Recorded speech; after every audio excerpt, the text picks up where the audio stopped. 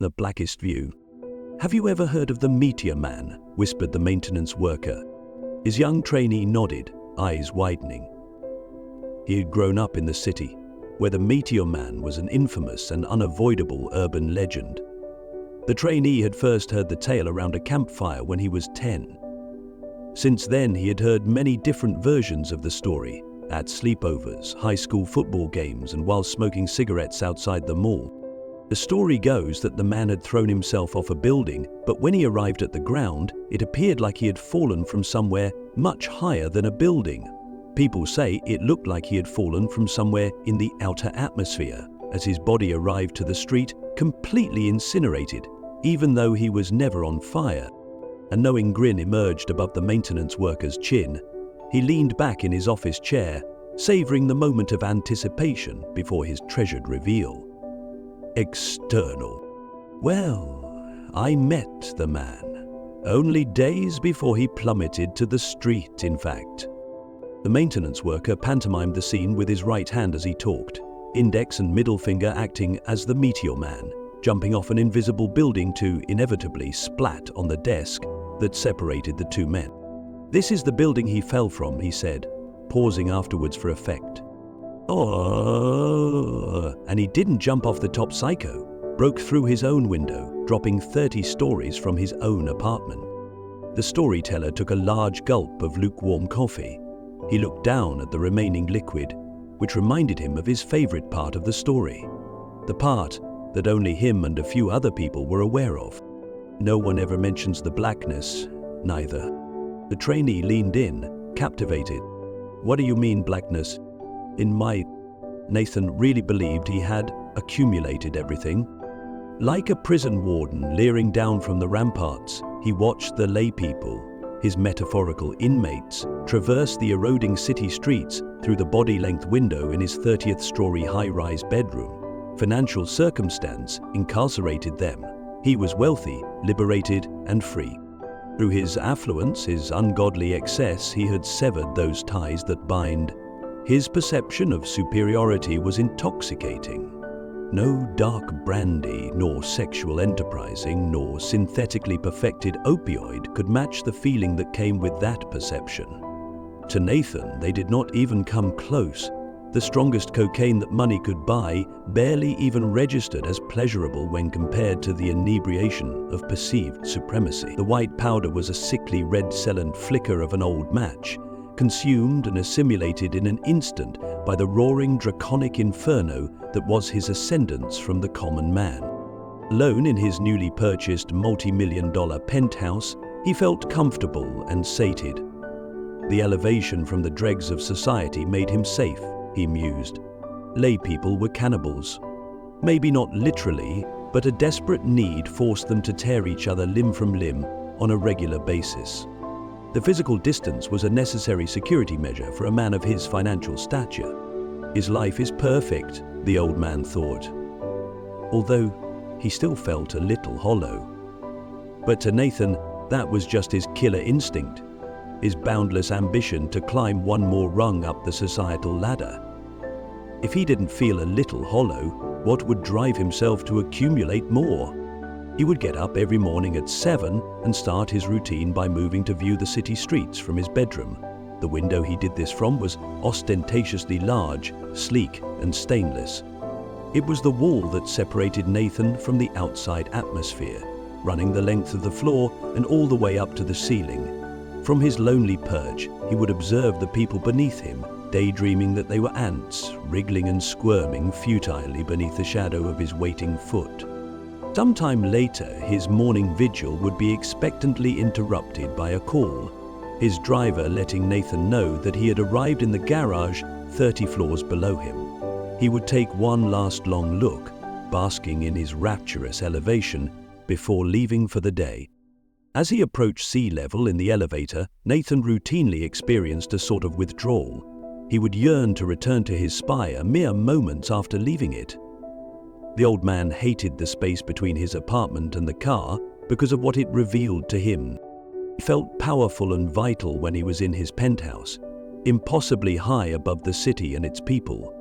He felt identically powerful and vital when he was masquerading as one of the partners at his law firm, which began the moment he entered the company car with his chauffeur.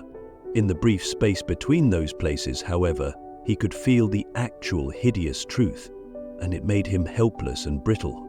As that truth took hold, Nathan would experience a rush of primal nausea, followed by his palms becoming damp with sweat.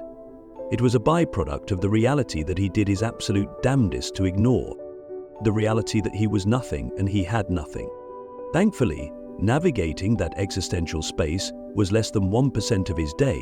In the grand scheme of things, it was negligible and manageable. As soon as he was away from that truth, he'd push it as far back into his brainstem as it would go. The old man would have continued like this indefinitely had the view from his high-rise not been obscured by an inky black veil, an unexplainable, tenebrous curtain that fell over his window to the sounds of an inaudible and otherworldly standing ovation from a place beyond perception, and it marked a coming end of Nathan's brief and forgettable stage play. When his digital alarm sounded that fateful morning, Nathan awoke utterly disorientated. His 1,600-square-foot master bedroom was unexplainably sunless. The old man widened and squinted his eyes, trying to adjust to his lightless surroundings, but to no avail. Nathan could appreciate the faint glow of the light coming from the hall that led to his kitchen in the top left-hand corner of his vision, but otherwise the room was pitch black.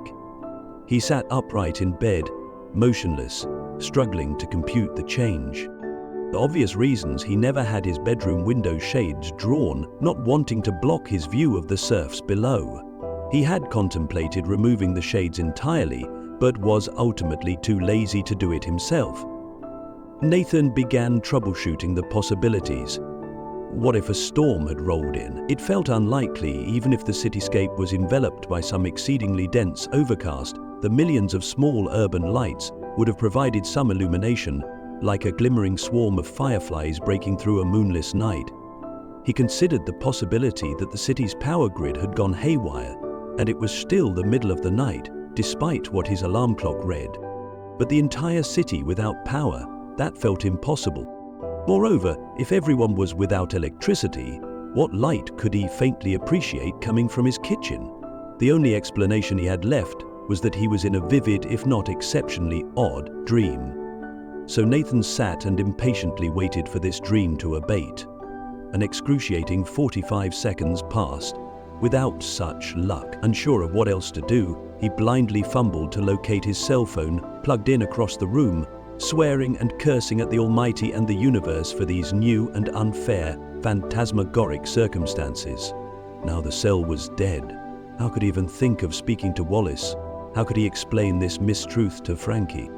After some slapstick trips and falls appreciated by no one, he found his phone and activated the flashlight.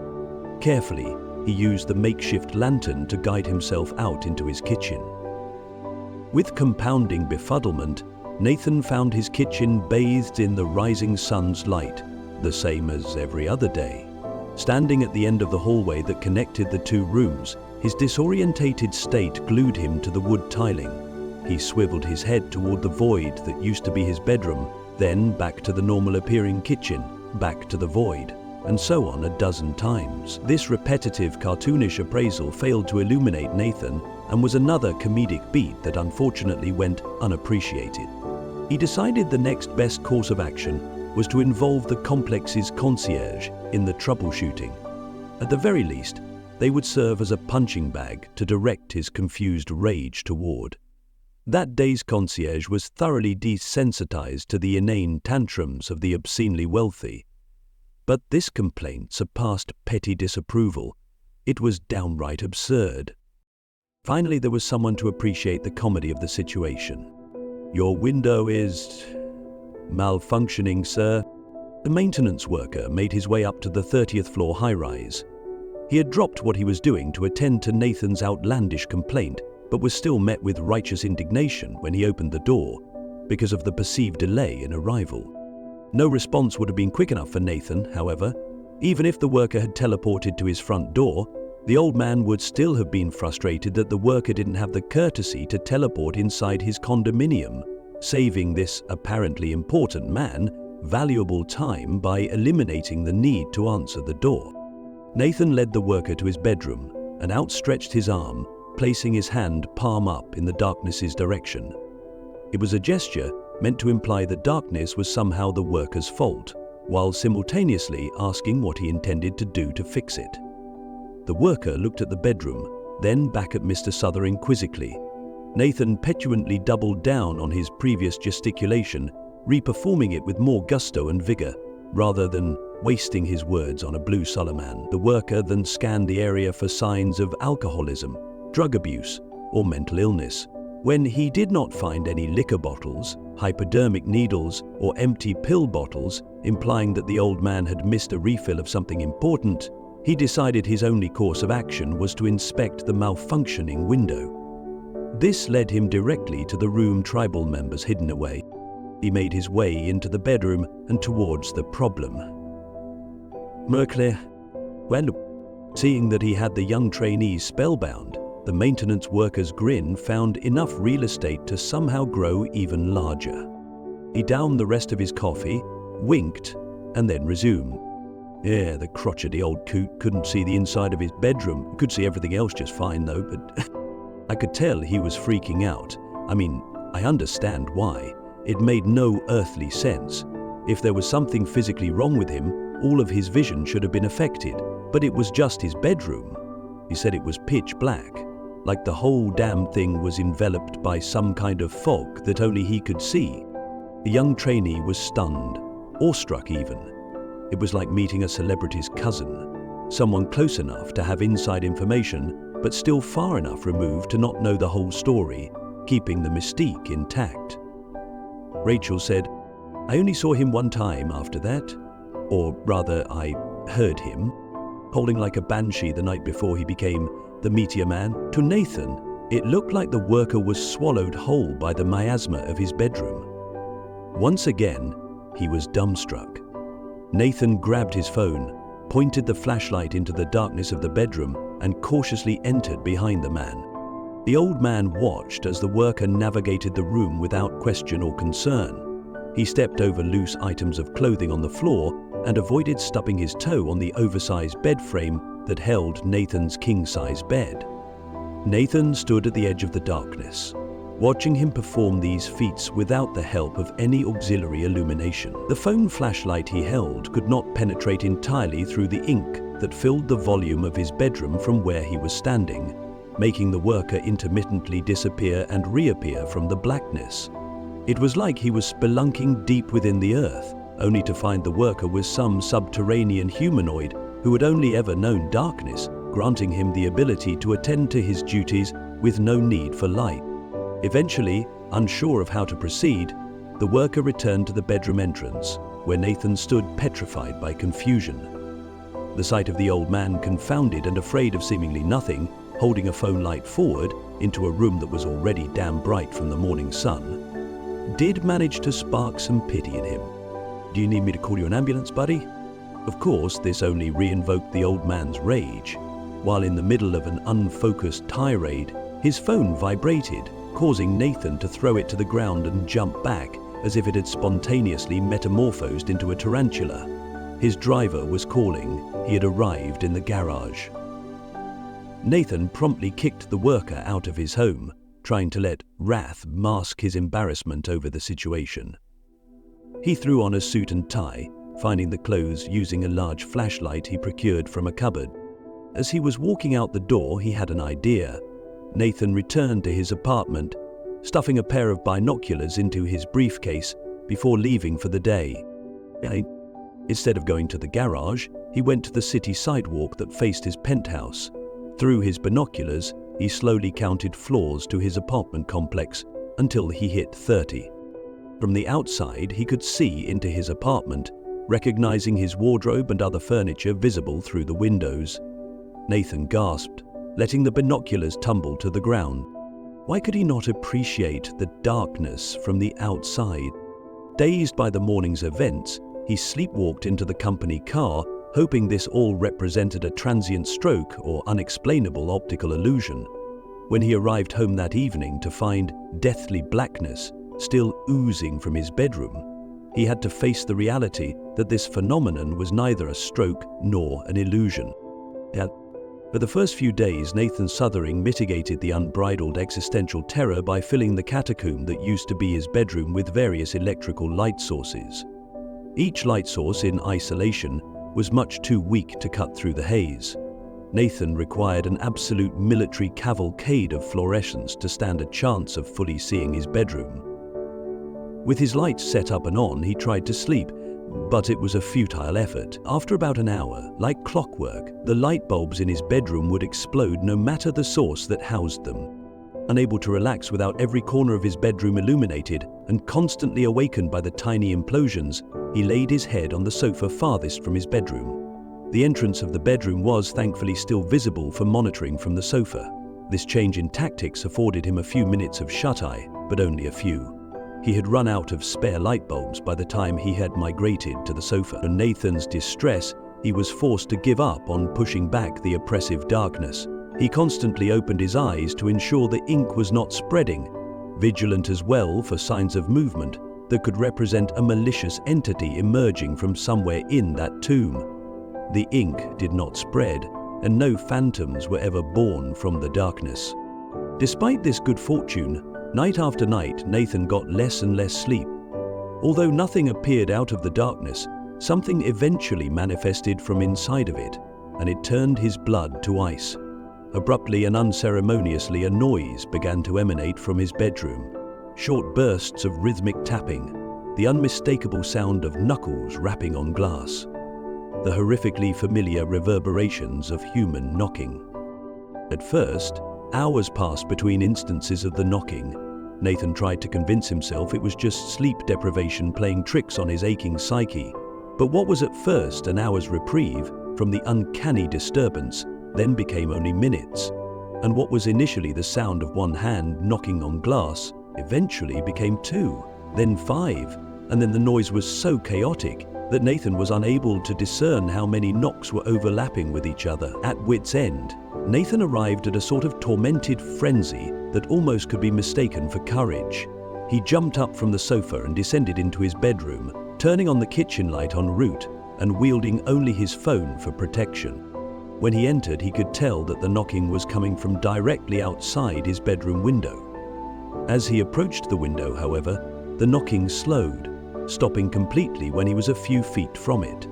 Directing his phone light at the glass, he could only see darkness outside the window, simultaneously framing a faint silhouette of himself reflecting off the inside surface. Nathan then stood, statuesque in the black silence, unsure of how to proceed, when the bulb in his phone erupted into sparks. In a fraction of a second, the miasma subsumed him. The heat from the explosion burnt the palm of his right hand, pain causing him to throw the phone somewhere unseen into the mire that used to be his bedroom. Compared to before, he could no longer orient himself to his position in the bedroom by the gleam of the kitchen light. He simply could not see it. The visitor bowed and stepped through.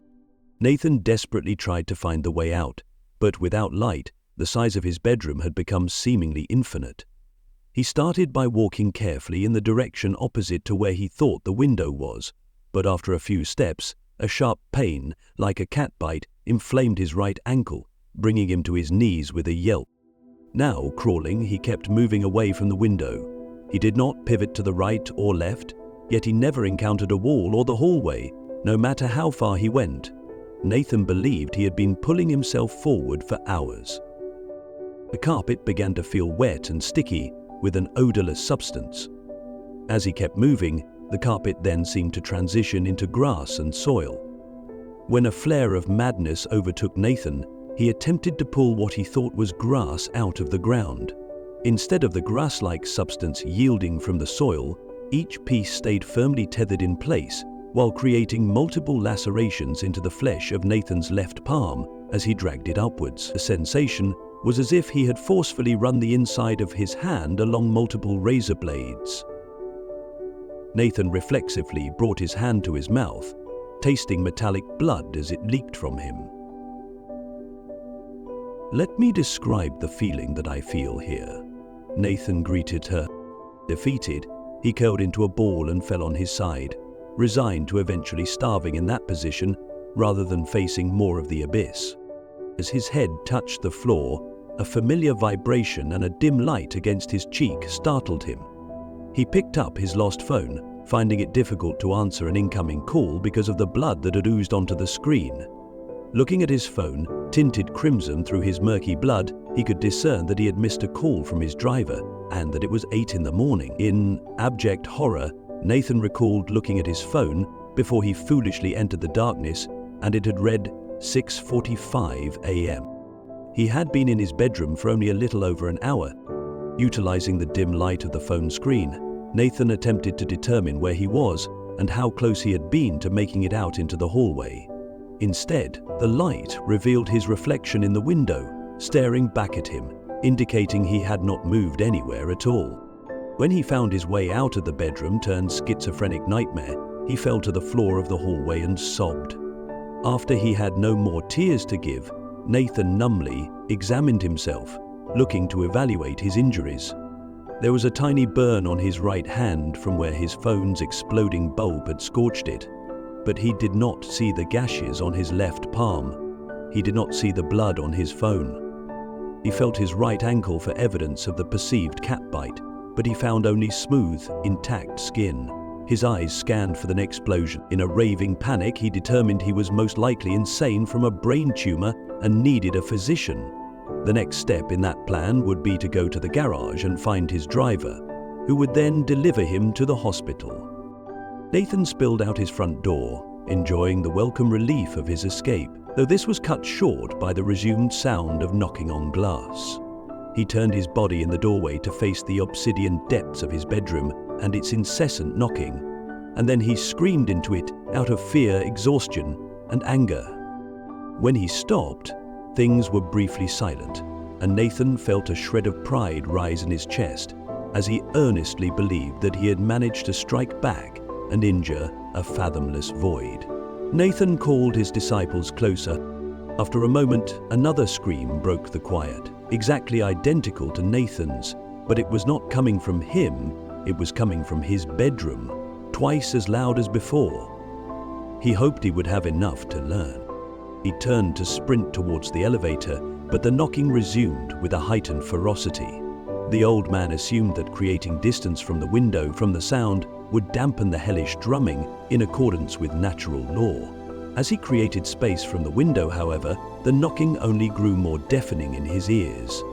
When he reached the elevator threshold, the noise was like helicopter blades thrumming inches from his head. Nathan wanted to escape, but he knew implicitly that the only time the knocking had ceased was when he was next to the window. Despite this, he pushed forward and entered the elevator, managing to press the button for the garage. He had only reached the 27th floor when the cacophony became unbearable, like his skull was perpetually splintering into thousands of fragments from the pressure the sound created in his mind. But his brain did not have the mercy to implode alongside the pain and actually kill him. He wildly hammered the open door button and ran the 3 flights of stairs back up to the 30th floor, down the hallway and back into his penthouse. So picture this, the maintenance worker said, suppressing a smoker's cough as he did. I'm working on the 26th floor, minding my own business, when I determine some electrical issue is actually originating 1 floor below. So, I walk over to the stairwell, and when I open the door, I hear some lunatic screaming nonsense from a floor or 2 above. I didn't see the guy, so I don't know for certain, but it sure as shit sounded like the Meteor Man. The trainee broke through his amazement long enough to ask a follow-up question. Do you remember what he was screaming about? The maintenance worker contemplated the question. No one in recent memory had asked him about the contents of the Meteor Man's ravings, so he had to dig deep to try to recall what he said. Something about an Elise. He was asking her to stop knocking and that he was sorry. Whatever all that means. With all sense of self-preservation erased, and overridden by the need for the knocking to abate, Nathan rocketed headfirst into the miasma of his bedroom. Guided by the dim light of his phone screen, he located where he stood before. But the knocking did not cease this time. He moved a few steps closer, but still, the knocking did not cease. With no more space between himself and the window, he pressed his face against the glass. looking to where the street should be, and the knocking finally lifted and dissolved into the ether. The relief again was short-lived. With his eyes directed downward, he saw the sidewalk adjacent to his building, framed and isolated from the rest of the city by a familiar blackness. An enormous gathering of people gazed up singularly at Nathan, elbow to elbow and unmoving, but they were grotesquely male-formed. The people below Nathan had bulbous heads, sporting inhuman features. Their eyes dominated the top of their faces, and their mouths dominated the bottom of their faces, and there was barely any visible skin to demarcate the two characteristics. Their mouths were that of a lamprey's, gaping and circular, asymmetric teeth littering the cavity. Their eyes were compound and honeycombed like that of a fly or a praying mantis. Many thousands of these abominations all stared up at Nathan, waiting. Finally, a chime sounded from an unknown location, and one of their numbers was lifted above the crowd onto their shoulders. The myriad slowly turned away from Nathan and towards the chosen one, and in horrific synchrony, they descended on that chosen one and viciously severed them into innumerable fleshy pieces. The creatures close enough to the carnage greedily filled their gullets with their remains. They inserted meat into their cavernous mouths, but they would not chew. Instead, the circles of teeth would spin and rotate, flaying and deconstructing the tissue until it could slide gently into their throats. The vision and the accompanying soundscape were mind-shattering, and Nathan drew his head back and closed his eyes. As soon as he did so, the knocking would resume at peak intensity, debilitating pressure finding home again in his skull. The pain would cause him to open his eyes and place his face against the glass to once again bear witness to whatever infernal rite was occurring on the ground below. The horrors would gaze up at him, patiently awaiting another chime to sound and signal sacrifice. When it did, he would watch the bloodletting until he could no longer. And then the knocking would find purchase in him again. This surreal cycle continued with no signs of relenting until a divine visage pressed its hand against the glass of Nathan's window from the outside. Amidst the hallucinogenic maelstrom, it took Nathan a few moments to recognize his ex-wife. Elise was somehow floating in the ether outside, curly brown locks swaying gingerly like wisps of air, and a familiar set of green eyes meeting his. The couple had met in law school when Nathan's psychopathy was in its infancy. Initially, Elise had pulled him back from the brink, from the point where he would need to divest his identity as collateral for the chance at wealth and power. A year after meeting each other, they were wed, and there were talks of starting a family. In a pivotal moment, however, Nathan internalized what starting a family would mean for him. Children meant hospital bills, exponential living costs, and college tuitions.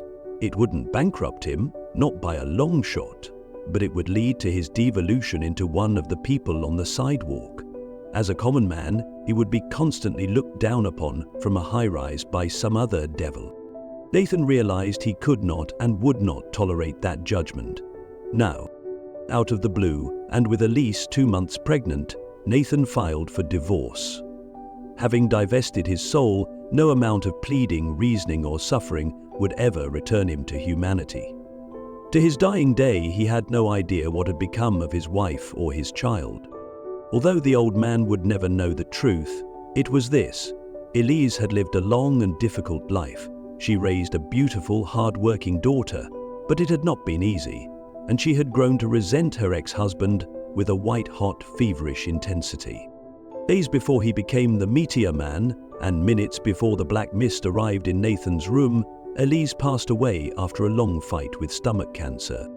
In times of true duress, Nathan would still think of his ex-wife fondly, but only because the thought of her seemed to comfort and sedate him, not because he earnestly missed her. Elise reached out to him with her hand, as if to say she had heard his agony and had come to deliver him salvation. Her fingertips touched the window's glass from the outside, and Nathan tried to phase his hand through the barrier to accept her offer. Elise watched him struggling, pushing his hands on different areas of the window as if there was some invisible hole in the wall between them, and he only needed to locate it to survive.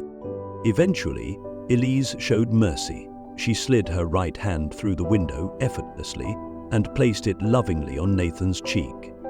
For a third and final time, his relief was short-lived. She snapped her hand from his cheek to the back of his head, grabbed a thick and sturdy tuft of hair, and drove his head into the window from the opposite side, partially caving in the front of his skull and splintering the window with 2 sickening twin cracks. She paused and then drove his head into the window again. And a third time, and, in a grand finale, she shattered the window and pulled him through, held him by the back of the head so he could view the people and the city street from above one last time, and then she dropped him into the waiting moor below. "Did you get to see the crime scene?" the young trainee asked. "No, I didn't. I don't go up to the 30th floor much either. Not if I don't have to." The storyteller's mood had shifted from playful to somber.